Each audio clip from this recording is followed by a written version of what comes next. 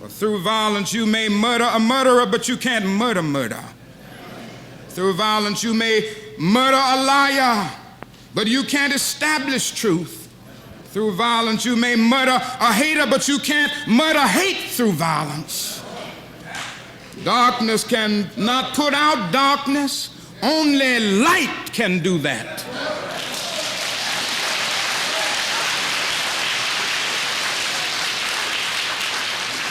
And I say to you, I've also decided to stick with love. But I know that love is ultimately the only answer to mankind's problems. And I'm going to talk about it everywhere I go.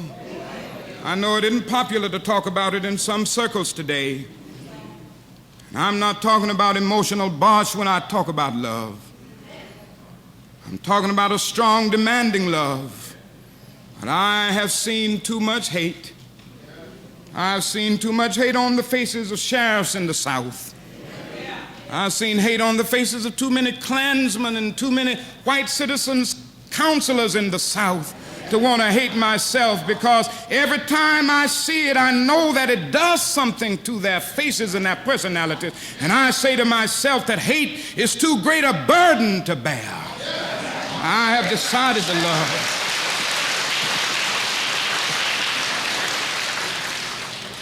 If you're seeking the highest good, I think you can find it through love. And the beautiful thing is that we aren't moving wrong when we do it, because John was right. God is love.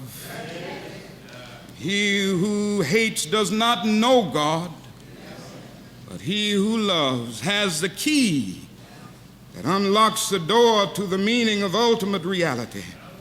And so I say to you today, my friends, that you may be able to speak with the tongues of men and angels. You may have the eloquence of articulate speech, but if you have not love, it means nothing. Yes, you may have the gift of prophecy. You may have the gift of scientific prediction and understand the behavior of molecules. You may break into the storehouse of nature and bring forth many new insights. Yes, you may ascend to the heights of academic achievement so that you have all knowledge. And you may boast of your great institutions of learning and the boundless extent of your degrees, but if you have not love, all of these mean absolutely nothing. You may even give your goods to feed the poor. You may bestow great gifts to charity. You may tower high in philanthropy. But if you have not love, your charity means nothing. You may even give your body to be burned and die the death of a martyr, and your spilled blood may be a symbol of honor for generations yet unborn, and thousands may praise you as one of history's greatest heroes. But if you have not love, your blood was spilt in vain. What I'm trying to get you to see this morning is that a man may be self-centered in his self-denial and self-righteous in his self-sacrifice. His generosity may feed his ego, and his piety may feed his pride. So without love, benevolence becomes egotism, and martyrdom becomes spiritual pride. I want to say to you as I move to my conclusion, as we talk about where do we go from here, that we must honestly face the fact that the movement must address itself to the question of restructuring the whole of American society.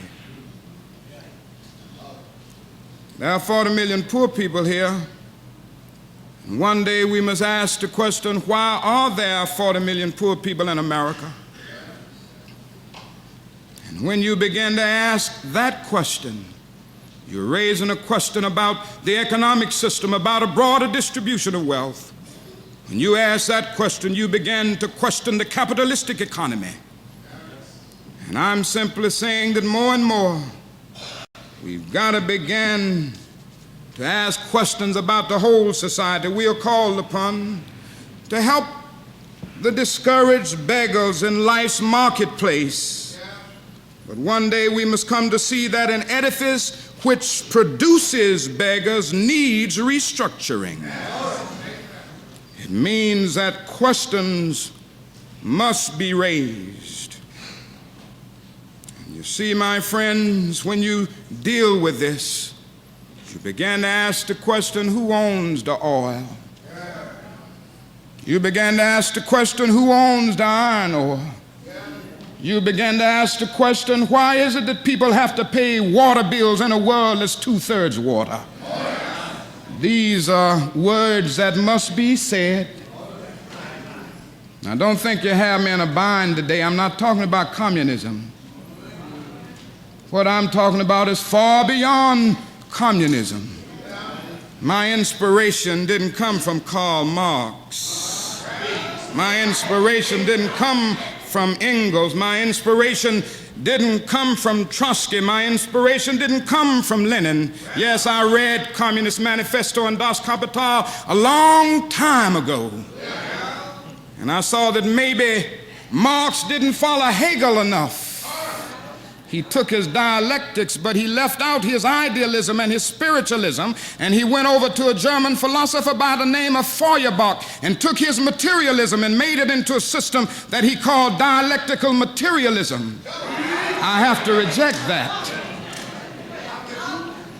What I'm saying to you this morning, communism forgets that life is individual. Capitalism forgets that life is social. The kingdom of brotherhood is found neither in the thesis of communism nor the antithesis of capitalism, but in a higher synthesis.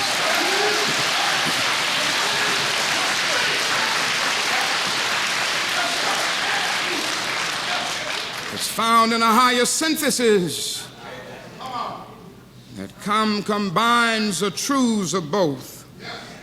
Now, when I say questioning the whole society, it means ultimately coming to see that the problem of racism, the problem of economic exploitation, and the problem of war are all tied together. These are the triple evils that are interrelated. And if you will let me be a preacher just a little bit.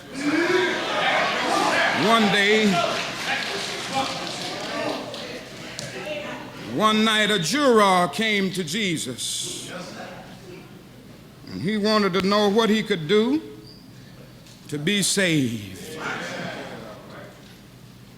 Jesus didn't get bogged down on the kind of isolated approach of what you shouldn't do. Jesus didn't say, now, Nicodemus, you must stop lying.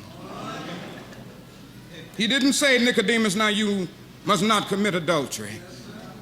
He didn't say, now, Nicodemus, you must stop cheating if you're doing that. He didn't say, Nicodemus, you must stop drinking liquor if you're doing that excessively.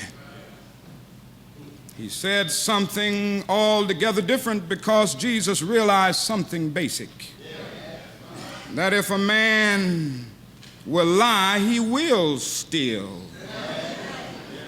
And if a man will steal, he will kill. So instead of just getting bogged down on one thing, Jesus looked at him and said, Nicodemus, you must be born again.